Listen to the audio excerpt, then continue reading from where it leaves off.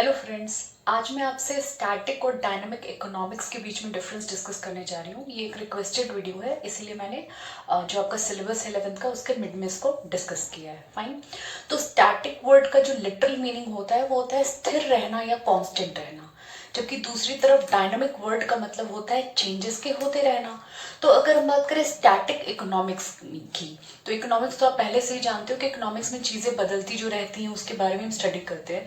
तो आखिर static economics में हम किन चीजों को स्टडी या किन चेंजेस को स्टडी करते हैं। फाइन। तो स्टैटिक इकोनॉमिक्स में ध्यान में रखेंगे कि इसमें हम ऐसे मूवमेंट या चेंजेस को स्टडी करते हैं जो बिल्कुल कंटिन्यूस और रेगुलर पैटर्न के हों, मतलब कि कांस्टेंट जिसमें चेंजेस आ रहे हों, कुछ भी अनएक्सपेक्टेड या कोई भी अचानक से नए चेंजेस यहाँ पे नहीं आते। जो चेंजेस या पैटर्न हमने फिक्स कर लिया है उसी के अकॉर्डिंग जो भी है वो वहां पे होता रहेगा।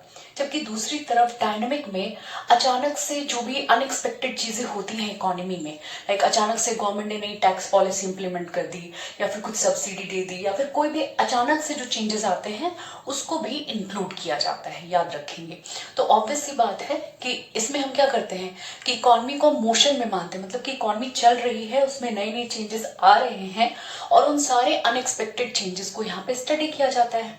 तो आप ये सोचो कि रियलिस्टिक इकोनॉमी की अगर हम बात करें, रियलिटी में इकोनॉमी स्टैटिक होगी या डायनामिक होगी? ऑब्वियसली बात है इकोनॉमी क्या होगी, डायनामिक।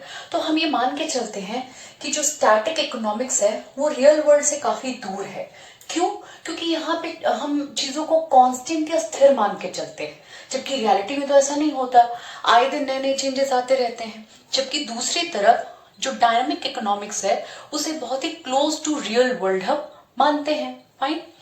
तो अब तीसरा पॉइंट ये आता है कि जो स्टैटिक है उसमें हम शुरू से ये कह रहे हैं कि चीजें कांस्टेंट रखी जाती हैं। तो ऑब्वियस सी बात है इसमें सारे इकोनॉमिक कंडीशंस जो हम लेके चलते हैं उनको हम कांस्टेंट कर लेते हैं और बहुत ही सिंपल लेके चलते हैं। जबकि दूसरी तरफ इसमें इकोनॉमिक कंडीशंस जो होते हैं वो टाइम के साथ साथ बदलते रहते हैं, चेंज होते रहते हैं। अब जैसे इकोनॉमिक कंडीशन की मैंने बात करी, तो इकोनॉमिक कंडीशन में कई सारी चीजें होती हैं जो मान के चलते हैं कि स्टैटिक इकोनॉमिक्स में कांस्टेंट है। जैसे एग्जांपल के लिए जीडीपी हो, नेशनल इनकम हो या फिर आपका जो भी कैपिटल लेवल हो इकोनॉमी में, वो सब कुछ यहाँ पे कांस्टेंट माना जाता है। जबकि दूसरी तरफ डायनामिक इकोनॉमिक्स में इन सारी चीजों में हम ये मान के चलते हैं कि चेंजेस हो सकते हैं। तो ऑब्वियस सी बात है कि यहाँ पे चेंजेस अगर अलाउड होंगे तो नए नए इक्विलिब्रियम भी आएंगे, एंड जो पूरा का पूरा प्रोसेस होता है इक्विलिब्रियम को अटेन करने का वो हम स्टडी करते हैं डायनामिक इकोनॉमिक्स के अंदर। फाइन। अब नेक्स्ट पॉइंट है कि जब हम बात करते हैं स्टैटिक इकोनॉमिक्स की, तो ये एक टाइमलेस इकोनॉमी कहा जाता है, मतलब कि ये पर्टिकुलर पॉइंट ऑफ टाइम पे स्टडी किया जाता है। अब जब सारी चीजें ऑलरेडी कांस्टेंट हैं तो वो एक पर्टिकुलर पॉइंट ऑफ टाइम पे हम मान के चल सकते हैं कि इकोनॉमी में ना तो आउटपुट चेंज हो रहा है, ना तो आपका कैपिटल चेंज हो रहा है, कुछ भी नहीं चेंज हो रहा। तो इसीलिए इसमें हम एक पॉइंट ऑफ टाइम को ही बस स्टडी करते हैं। जबकि दूसरी तरफ डायनामिक इकोनॉमिक्स में याद रखेंगे कि टाइम बहुत इंपॉर्टेंट रोल प्ले करता है और ये एक पर्टिकुलर पीरियड ऑफ टाइम को लेकर चलता है।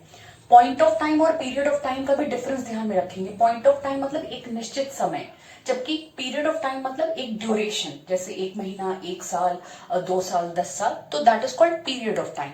तो अब जब पीरियड ऑफ टाइम को लेकर हम चलेंगे तो ऑब्वियस सी बात है कि इसमें चेंजेस होते रहेंगे, नए नए पॉइंट ऑफ इक्विलिब्रियम आएंगे, कई बार डिसइक्विलिब्रियम भी क्रिएट होगा।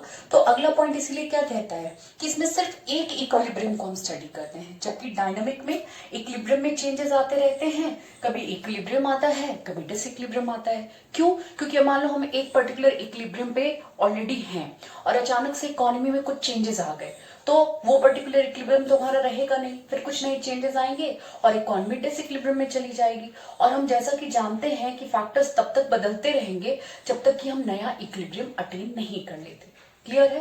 तो ये तो था बेसिक डिफरेंस बिटवीन इकोनॉमिक जो है आपका स्टैटिक इकोनॉमिक और डायनामिक इकोनॉमिक्स। अगर आप इसको और ज्यादा डिटेल में जानना चाहते हो, लाइक इक्विलिब्रियम कैसे अटेन होता है, तो हमारा आगे के सिलेबस में होगा। बट स्टिल अगर आपको कुछ डाउट हो तो आप मुझे कमेंट सेक्शन में मेंशन करना, मैं कोशिश करूंगी कि उस पर भी एक वीडियो क्रिएट कर दूं। एंड आपको जो भी डिफरेंस मैंने बताया है उसका हैंड रिटन नोट्स का लिंक भी मैंने नीचे डिस्क्रिप्शन में मेंशन कर दिया है। So thank you, keep watching and do subscribe my channel.